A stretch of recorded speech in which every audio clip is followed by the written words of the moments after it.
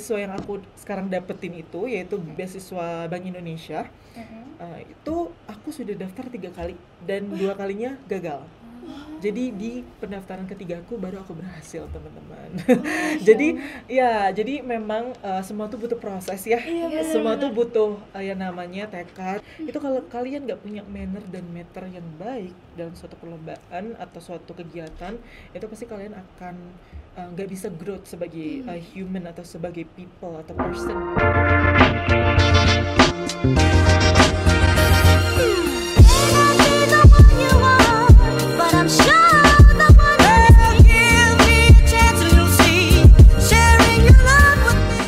Halo guys, balik lagi di Rubik, Ruang Bincang Karir. Bersama aku Neira dan partner aku Andin. Ya udah deh Nei, aku mau langsung aja nih. Kira-kira kamu tahu nggak bahasan podcast kali ini tuh apa?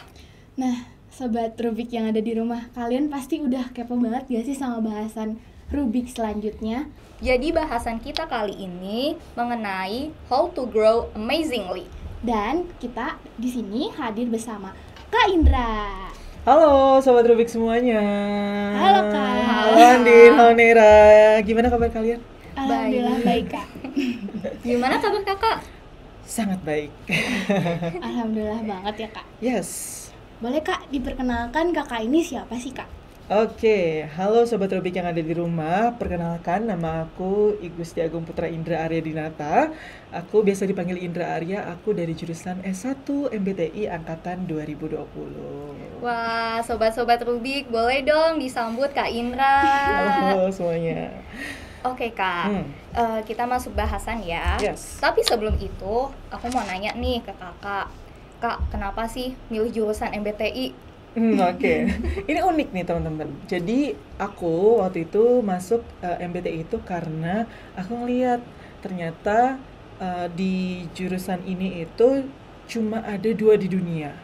Dan dimana satunya itu di Jepang dan satu lagi itu di Indonesia, yaitu di Telkom University, yaitu di jurusan S1 MBTI gitu. Jadi pas aku ngeliat, oh kayaknya ini bagus juga jurusannya karena menggabungkan antara manajemen dan juga IT nih kan, teknologi saat ini yang kita perluin. Jadi kayaknya masih linear dan jurusannya itu sangat aku banget gitu. Aku banget ya, Kak. Aku banget. Dan karena langka juga ya. Iya, bener banget. Bener Kak. Nah, sekarang kakak di jurusan MBTI ini selain kampus nih ya Kak, kakak sibuk ngapain aja sih? Kakak ikut organisasi gitu gak sih Kak? Aku memang waktu itu sempat ikut organisasi dan sekarang pun sedang berkecimpung di sebuah organisasi. Kalau dulu di semester awal aku mengikuti organisasi Hima MBTI.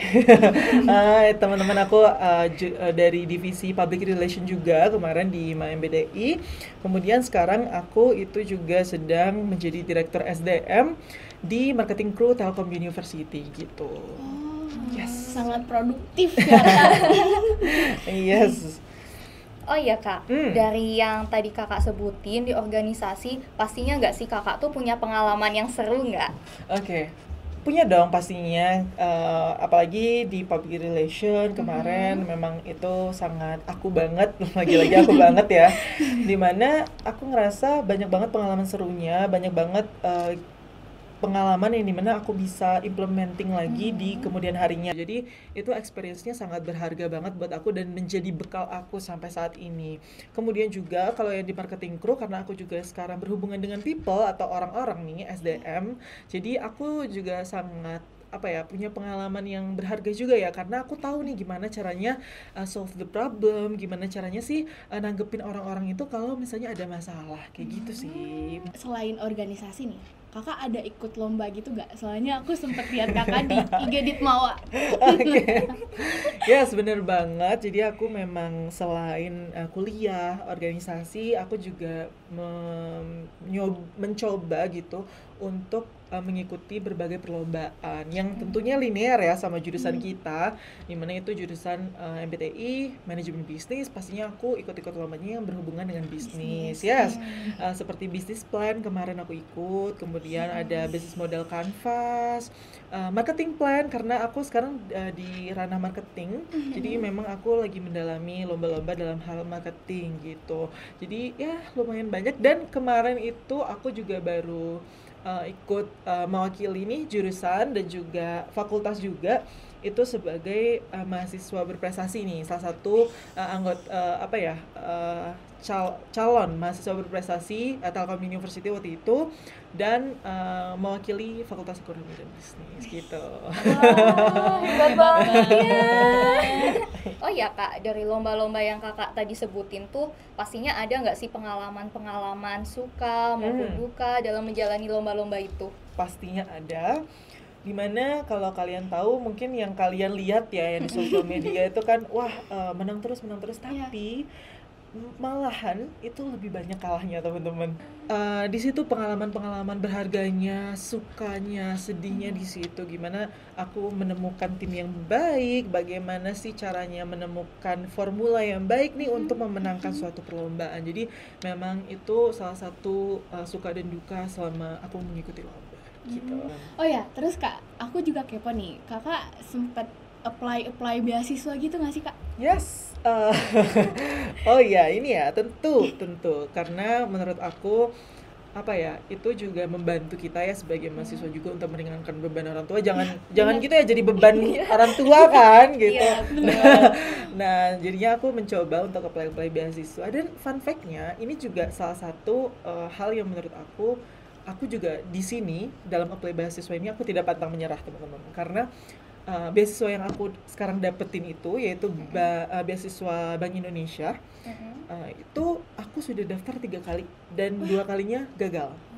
Jadi di pendaftaran ketiga aku baru aku berhasil teman-teman. Jadi memang semua tuh butuh proses ya. Semua tuh butuh yang namanya tekad, dan tentunya harus diimbangi sama evaluasi dari diri kita, apa sih sebenarnya yang salah gitu. Lagi-lagi tentang jangan pantang menyerah ya guys ya. Dan congratulations banget ya Kak udah dapat beasiswa. Dan pasti aku, Neira dan sobat-sobat Rubik tuh pasti pengen banget kan dapat beasiswa. Nah makanya aku pengen nih Kakak tuh nge-share tips and trick cara meng-apply beasiswa biar kita itu bisa dapet gitu. Oke, ya bener ya. Dan mungkin yang lagi nonton ya, jadi mungkin tips and tricknya itu adalah pertama, kalian branding diri kalian dulu, mulai dari semester awal kalian.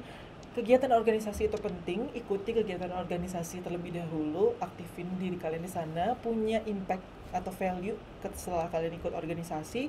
Kedua, ya tadi karena aku juga ikut lomba, itu salah satu penunjang yang membuat kalian itu berbeda dengan orang lain. Keunikan kalian tuh ada, jadi ikut-ikutin lomba aja. Kalah, menang itu sudah biasa teman-teman. Jadi kalian harus tahu gimana experience lomba itu juga.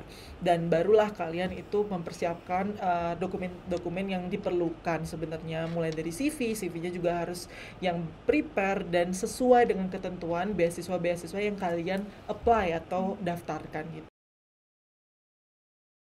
Oke, berarti ya tuh dengerin ya. Pokoknya itu harus dicatat banget sih kalau misalnya kalian emang mau ikut beasiswa. Nah, terus nih Kak, selain beasiswa, lomba, organisasi, Kakak sempat ada kegiatan lain gitu kayak volunteer itu Kakak pernah ikut gak? Yes, bener banget. Jadi di kegiatan volunteer itu sendiri, aku pernah nih saat waktu pandemi, gimana ya caranya aku tetap produktif gitu. Aku boring nih, orangnya aku tipenya boring gitu, pengen sesuatu yang baru. Waktu itu aku ikut volunteer gitu di daerah di Bali, tempat tinggal aku, dimana aku mengajar sebagai guru bahasa Inggris di desa itu, dimana memang waktu itu desanya desa di daerah Gianyar, Bali namanya, itu anak-anaknya memang kurang nih dalam bahasa Inggrisnya, jadi perlu nih untuk pembinaan lebih lanjut, dan aku waktu itu mengikuti volunteer sebagai pengajar. Oke, tadi kan kita udah bahas banget kan tentang kampus life-nya Kak Indra gitu-gitu, dan ternyata pengalaman Kak Indra ini banyak banget ya guys ya. Banyak parah, semuanya dicobain ya. Dan kalian harus mencatat ya apa kata-kata Kak Indra tadi, jangan lupa ya. Nah, terus nih Kakak selama ngejalanin semua itu, Kakak pasti ngalamin tantangan-tantangan itu kan. Nah, coba pengen dong share kayak kira-kira tantangan-tantangan apa yang emang menurut kakak paling sulit, yang paling apa ya, sampai terbesit gitu, selalu kakak ingat? Itu sebenarnya tantangan terbesar adalah menerima kenyataan kalau kita gagal. Itu memang sulit untuk di awal-awal gitu, tapi itu yang harus kita cari tahu gimana caranya membangun diri kita lagi. Kan kita udah dari anak muda beranjak dewasa ya, otomatis ketika kita jadi mahasiswa itu perlu adanya fondasi yang kuat nih untuk membentuk diri kita biar lebih wise lagi, bijaksana lagi dalam menanggapi sesuatu. Jadi itu yang sebenarnya aku ingin reminder mungkin ke kalian, ke teman-teman semua, bahwa menghadapi kegagalan itu memang berat, tapi coba untuk menerimanya dan gimana caranya jadikan itu evaluasi di diri kalian. Nah, kita udah bahas kampus life-nya Kak Indra nih ya, Andin. Nah, next nih bahas apa lagi ya, Din? Bahas apa ya? Apa tuh? Nah, kita sekarang bakal bahas experience work-nya Kak Indra nih. Oke. Jadi kan Kak Indra itu kan tadi udah disebutin pernah ikut organisasi apa, ikut lomba apa, terus pernah nge-apply beasiswa, terus ya banyak lah ikut volunteer dan lain-lain. Nah, kakak tuh pernah jadi freelancer nggak sih? Yes, aku sekarang lagi jadi freelance, jadi freelance MC, Master of Ceremony, dan juga moderator gitu sih. Jadi memang ada, karena aku punya basic skill dalam hal public speaking dan aku sering mengasahnya. Jadi selama kuliah ini aku memang sering jadi freelance MC atau moderator, kayak gitu sih. Gitu ya Kak. Nah, itu tuh kira-kira skill apa aja sih yang dibutuhin untuk kakak bisa jadi freelance MC atau moderator? Yes, selain tadi aku udah mention public speaking, yang paling penting adalah gimana caranya kalian branding diri kalian. Dengerin ya. Ya. Oh ya, selain kakak menjadi freelancer, aku juga pernah tahu nih dari Instagram kakak kalau kakak tuh tadi kan sempat mention marketing crew sama pernah jadi brand ambassador itu ya. Oke. Yes, benar banget. Kalau untuk marketing crew memang sekarang masih jalan juga. Kalau untuk brand ambassador mungkin aku belum mention di mana brand ambassador itu memang aku sekarang lagi menjadi brand ambassador dari Telkom University, teman-teman. Jadi jadi representatif lah ya buat mahasiswa-mahasiswa Telkom University, di mana ya kerjanya brand ambassador sekilas itu kayak gimana kalian nge-influence orang gitu loh. Gimana sih representatif dari mahasiswa Telkom University itu melalui brand ambassadornya, dan gimana kita juga di situ buat konten seru gitu ya yang bisa membranding lagi Telkom University gitu. Berarti kakak ini emang suka banget konten ya, suka banget bikin konten banget gak sih Kak?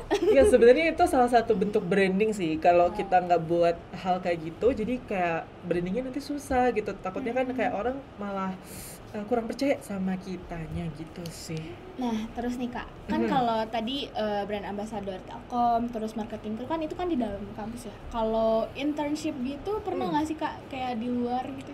Pernah. Jadi aku udah mulai internship itu dari semester 3 kemarin. Semester 3 itu aku internship di perusahaan ekspor impor, teman-teman. Jadi as a marketing juga, dimana aku memang waktu itu tugasnya meriset market dan juga melakukan jual beli sih dari produk ekspor imporku. Terus juga kalau yang sekarang aku lagi intern juga WFH itu sebagai business development gitu di sebuah platform untuk informasi magang gitu, namanya Magang Update. Nah di situ aku jadi business development, di mana tugasnya sendiri itu adalah sebagai salah satu yang membuat produk-produknya itu tetap ada pengembangan dalam produk-produknya gitu, kayak program-programnya itu aku kembangin kayak gitulah secara garis besarnya. Yes. Kan itu tadi internship. Nah, karena kita anak MBT ini pasti kayak apa punya bisnis, punya atau apalah, pasti sebagian punya bisnis gitu. Nah, kakak sendiri punya bisnis nggak? Yes, kebetulan saat pandemi itu aku memang karena ngelihat nih potensi mama aku nih, ini lucu nih ceritanya, kayak unik nih. Mama aku tuh suka banget buat kue kering gitu. Saat lebaran, saat Natalan, dia tuh suka memberikan teman-temannya kue kering gitu kan. Nah, dan enak gitu. Waktu itu aku kayak kenapa ya nggak aku ubah aja hobi mamaku itu jadi bisnis gitu, bisnis kecil-kecilan waktu itu, namanya Madam Bites gitu, bisnis aku, bisnis kue kering, dimana sampai sekarang pun masih buka, dan itu memang di wilayah Bali aja. Wah, berarti selain jadi anak berbakti ya, bisa ngehasilin juga nih dari apa sih kemampuan yang emang mamanya punya. Kayak keren banget sih, anak dan ibu berkolaborasi. Iya, harus dimanfaatin gitu lah ya. Seru banget kan bahasan kita kali ini, dan emang happy banget gak sih podcast kali ini karena kita ditemani oleh Kak Indra. Makasih nih buat teman-teman setia pendengar Ruby yang telah mendengarkan podcast kami. Jangan lupa untuk selalu tonton episode-episode Rubik selanjutnya. Oh iya, yang belum nonton episode Rubik kemarin, jangan lupa nonton ya. Dan kalian juga wajib buat like, subscribe, dan share video-video kami agar semakin banyak orang yang mendapatkan manfaat dari konten yang kami berikan. Jangan lupa nih, kalian wajib follow media sosial kami @MTRelation agar kalian gak ketinggalan updatean info-info menarik dari kami. Sampai jumpa di episode Rubik selanjutnya. Bye-bye!